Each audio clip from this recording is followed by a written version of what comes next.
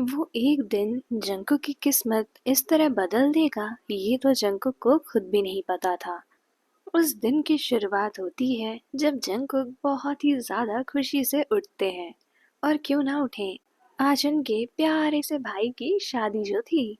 Jungkook अच्छे से fresh होते हैं और बहुत ही ज्यादा खुशी से जाके सारे अरेंजमेंट्स देख रहे होते हैं। जंकुक ने हर एक चीज अपने आंखों के सामने ही करवाई थी। बस आज वो फ्लावर्स लगाने वाले थे। उसके लिए भी जंकुक वहाँ पे पहले से ही गए थे।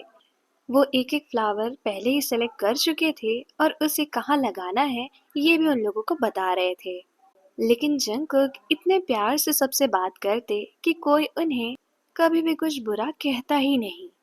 इसी भागा दौड़ी के बीच बीच में वो थोड़ा बहुत खा पी भी लेते।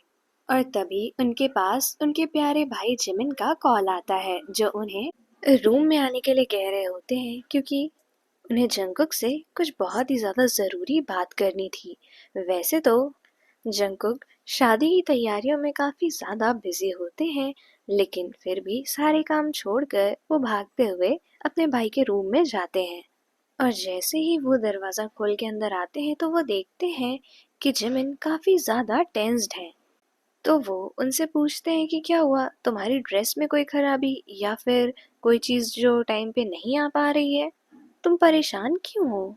तो जिस पे जिमिन पहले तो कुछ भी बोल नहीं रहे होते हैं, फिर हिम्मत करके वो जंकुक से कहते हैं कि मैं भागना चाहता हूँ, क्या तुम मेरा साथ दोगे?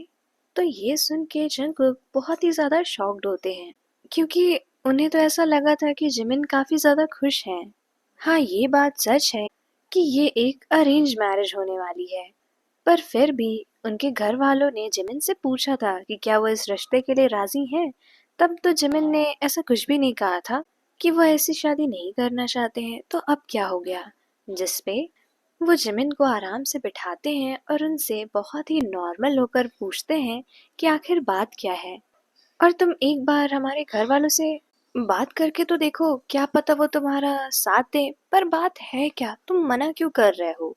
जिस पे जिमिन बोलते हैं कि घर वाले, वो लोग तो मेरी कभी बात सुनते ही नहीं है।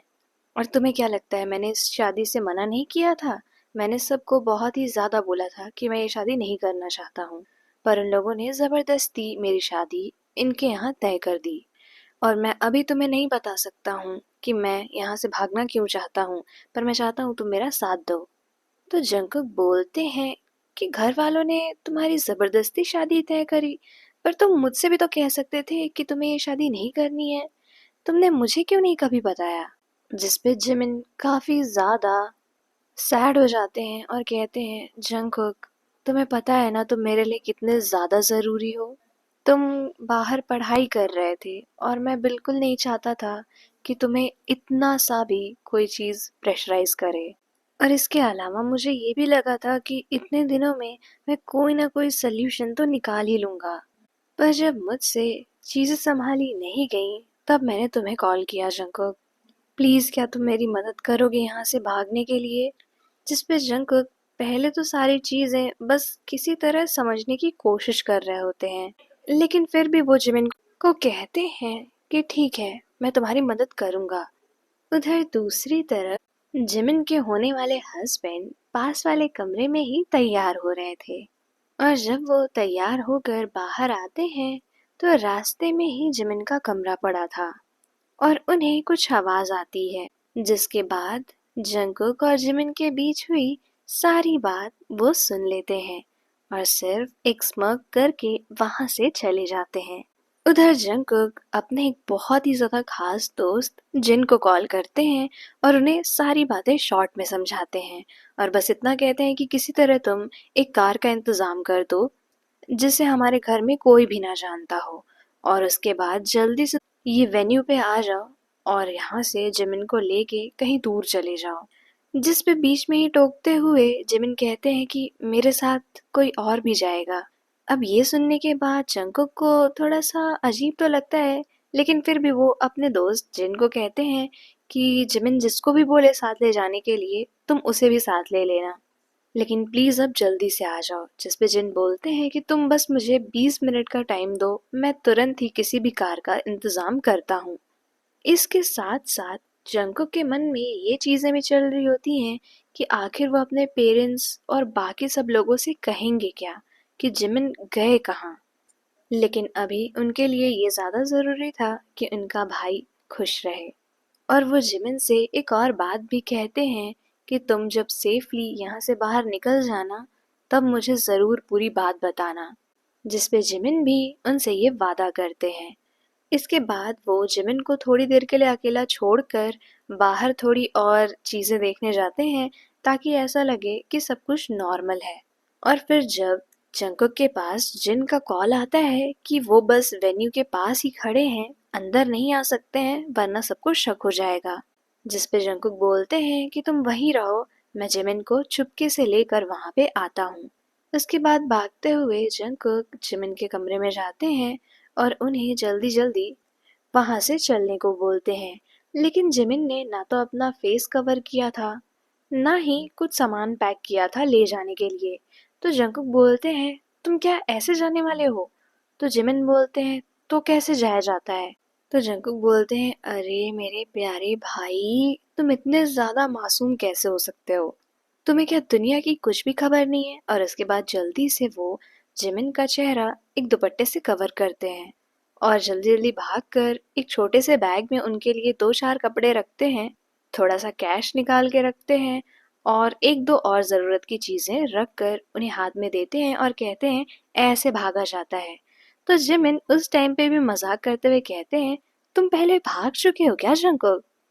तो जंकुक बोलते हैं कि जल्दी चलो, इस टाइम पे मजाक करने का बिल्कुल भी टाइम नहीं है। अगर किसी ने हमें इस तरह देख लिया ना, तो फिर तुम कभी नहीं भाग पाओगे। और उसके बाद वो लोग जल्दी जल्दी रूम से बाहर निकलते हैं और धीरे धीरे पीछे वाले दरवाजे से निकलने की कोशिश कर रहे होते हैं।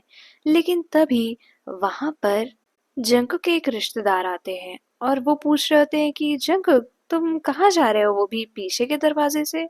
और उनकी आवाज सुन के जिमिन और जंगकुक दोनों एकदम फ्रीज हो जाते हैं। उन लोग का पूरा शरीर ठंडा पड़ चुका था।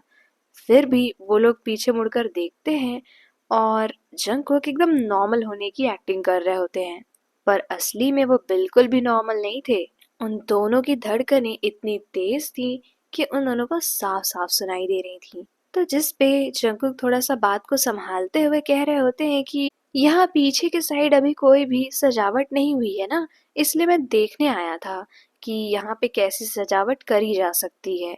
आपको कोई काम था क्या? तो जिस पे वो कहते हैं, नहीं नहीं, मैं बस ऐसे ही देख रहा था। तो जंकुक कहते हैं, आप चलिए ना वहाँ, मैं आता हूँ बस यहाँ पे देख के। और वो जाने ही वाले होते हैं, लेकिन फिर वो रुक के पूछते हैं कि जंकुक, ये तुम्हारे साथ कौन है और इसने अपने आप को ढका हुआ क्यों है? अब ये सुन के उन लोगों को जैसे हार्ट अटैक ही आने वाला था।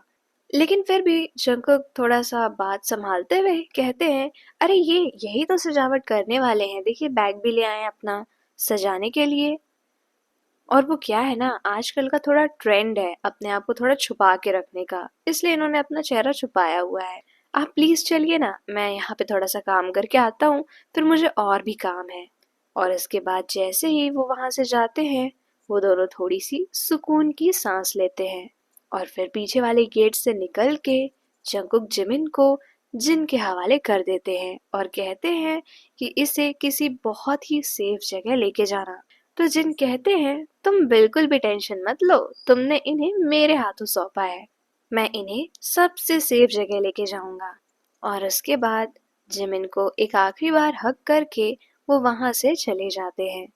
अंदर आने के बाद जंकुक एकदम नॉर्मल होने की एक्टिंग कर रहे होते हैं, भले ही अंदर अंदर वो बहुत ही ज्यादा परेशान होते हैं। लेकिन वापस आकर वो इधर उधर की सजावट, खाना कैसे बन रहा है, लोगों को अटेंड करने लगते हैं, एकदम नॉर्मल हो जाते हैं। ये सारी चीजें दूर खड़े जिमिन के होने वाले हस्बैंड देख रहे होते हैं और उन्हें जंकुक को देख के काफी ज्यादा मजा भी आ रही होती है और मन ही मन सोच रहे होते हैं कि तुम काफी ज्यादा अच्छे हो चीजों को संभालने में, पर देखते हैं तुम अपने भाई के लिए किस किस हद तक जा सकते हो। और फिर वैसे ही तेयोंग वहां पर रखा हुआ एक कोल्ड ड्रिंक का ग्लास उठाते हैं और कोल्ड ड्रिंक पीने लगते हैं।